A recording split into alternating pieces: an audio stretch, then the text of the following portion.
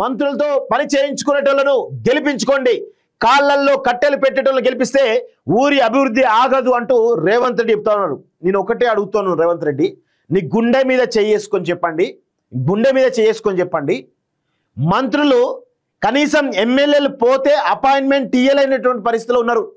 ఎమ్మెల్యేలు వాళ్ళ అభివృద్ధి పనుల గురించి అడిగితే కనీసం నిధులు శాంక్షన్ చేయలేనటువంటి పరిస్థితిలో ఉన్నారు. అసలు ఎమ్మెల్యేలను అడుగడుగున అణిచివేస్తా ఉన్నారు.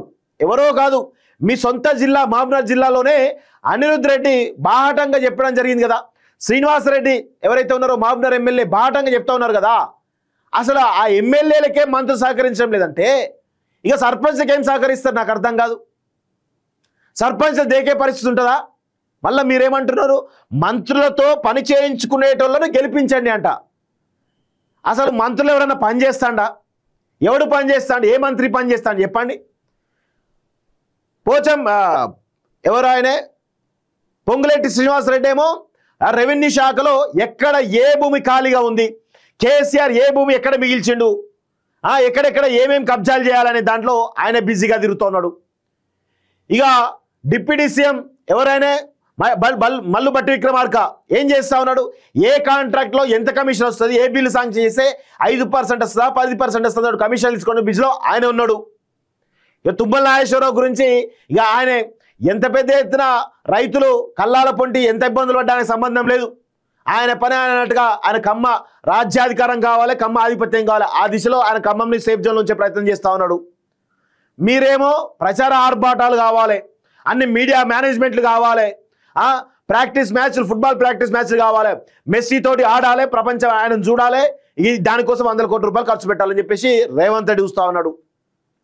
వాకిటి సీఆర్ ఏం చేస్తూ ఉన్నాడు? కనీసం ఆయనకి ఉండే శాఖలేందో ఆయనకు కూడా తెలిసే పరిస్థితి లేదు. జూపల్లి కృష్ణారావు ఏం చేస్తున్నాడు? ఇక మద్యం బెల్ట్ షాపులల్లో ఎక్కడెక్కడ బెల్ట్ షాపులు ఉండాలి, ఎంతెంత కమిషన్లు తీసుకోవాలని ఆయన అక్కడ బిజీగా ఉన్నాడు. ఇక మిగతా సంబంధించి కరీంనగర్ నుంచి దుద్దిల్ల శ్రీధర్ బాబు ఏమైనా చేస్తున్నాడా? ఏమీ లేదు. పొన్నం ప్రభాకర్ ప్రచార ఆర్భాటాలు తప్ప ఏమీ లేదు. అడ్లూరి లక్ష్మణ్ ఆయన పరిస్థితి అదే, ఆయన కనీసం శాఖలు కూడా సరిగ్గా ఇయ్యలేని పరిస్థితి, ఆయన పట్టించుకున్న నాదులే లేడు అక్కడ. సీతక్క ఇక చెప్పాలంటే ఇక రీల్స్ పట్టుకుంటూ తిరుగుతా ఉన్నది. ఇక ఆమె ఇన్స్టాగ్రామ్ రీల్స్ కావాలి, ఫేస్బుక్ రీల్స్ కావాలి, ఇంకేం కావాలి. పంచాయతీరాజ్ శాఖ ఇంత పెద్ద ఎలక్షన్ జరుగుతూ ఉంటే ఏం చేస్తుందో ఆమెకి అర్థం కాని పరిస్థితి. కొండా సురేఖ పరిస్థితి కొండా సురేఖదే. ఇక ఎవరి గురించి మాట్లాడాలి? ఇంత దామోదర్ రాజస్మ అసలు ఆయన కనబడుతున్నాడా? అసలు మంత్రిగా ఉత్తమ్ కుమార్ రెడ్డి ఉన్నాడా? కోమటిరెడ్డి వెంకటరెడ్డి తాగి మొత్తం బీసీల మీదనే ఆజమాషి చలాయిస్తున్నాడు. పొద్దున్నే లేవంగానే పెగ్గుతో స్టార్ట్ చేస్తారట. ఏ మంత్రి సకా పనిచేస్తాడు ఈ తెలంగాణలో? ముఖ్యమంత్రి నుంచి మొదలు పెట్టుకుంటే మంత్రుల దాకా అందరూ కూడా ఎవరి కమిషన్లు ఎంత, ఎవరి డబ్బులు ఎంత, ఎంతెంత సంపాదించాం, ఈ 2 సంవత్సరాల్లో 500 కోట్ల టార్గెట్ అయిపోయిందా? లేకపోతే 500 టార్గెట్ కావాలి, 1000 కోట్ల టార్గెట్ కావాలి. ఇదే వ్యవస్థతో పనిచేస్తాం తప్ప ఏ ఒక్కడన్నా ప్రజల సంక్షేమం గురించి ఆలోచిద్దాం.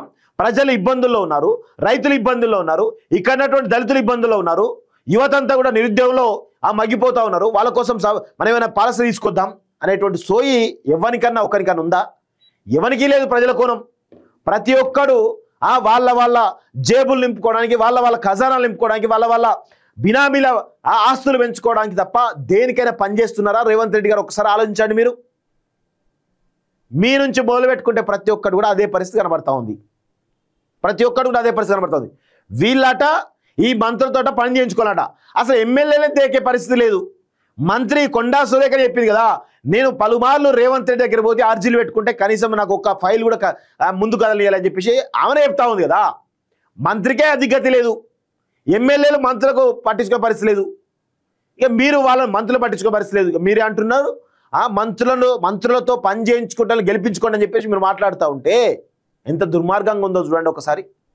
దయ్యాలు వేదాలు వల్లించట్టు లేదా? ఎందుకు ఎన్ని రోజులు ఈ మభ్యపెట్టే మాట చెప్తారు?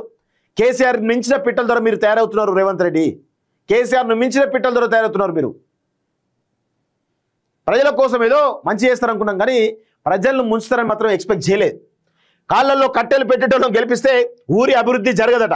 అసలు కాళ్ళల్లో కట్టెలు పెట్టేటోళ్ళే మీ నుంచి మొదలు పెట్టుకొని మంత్రుల దాకా ఎమ్మెల్యే దాకా వాళ్ళే ఉన్నారు కదా. సర్పంచ్ ఎన్నికలపై రాష్ట్ర ప్రజలకు ముఖ్యమంత్రి పిలుపట. మీ ఆశీర్వాదంతో సంక్షేమంలో ఉన్న రాష్ట్రానికి గాడిన పెట్టాను. ఏం గాడిన పెట్టారు చెప్పండి? ఒక కొన్ని 2-3 పథకాలు తప్ప ఏమైనా పథకాలు ముందు కలుగుతున్నాయా? బీసీలకు సబ్సిడీల కింద ఏమైనా ఇస్తున్నారా? ఎస్సీలకు సబ్సిడీ కింద ఏమైనా ఇస్తున్నారా? ఏం ఏం ఏం చేస్తున్నారు మీరు? రైతు బంధు సరిగ్గా ఇవ్వట్లేదా? సంక్షేమ పథకాల విషయాలు సరిగ్గా ఇవ్వట్లేదా? ఉద్యోగులు జీతాలు సరిగ్గా ఇవ్వట్లేదా? ఏ పథకం సరిగ్గా ఇంప్లిమెంట్ అవుతుంది చెప్పండి? ఒక్క పథకం అన్నా సరిగ్గా ఇంప్లిమెంట్ అవుతుందా? ఈరోజు ఫ్రీ బస్ అని పెట్టిర్రు, మంచి పథకం తీసుకొచ్చారు, మరి బస్సులు పెంచాలి కదా, పెంచుతున్నారా? ఏమైనా ఏసీ రాదు దానికి? ఏమీ లేదు, అంత ఉత్తమొచ్చ తప్ప ఏం లేదు. పిల్లలందరికీ నా మనమడు తినే సన్నబియ్యమే ఇస్తున్నాం. కొడంగల్ ఎత్తిపోతల్లో కేసులేసి 7.5 పాటు ఆపారు.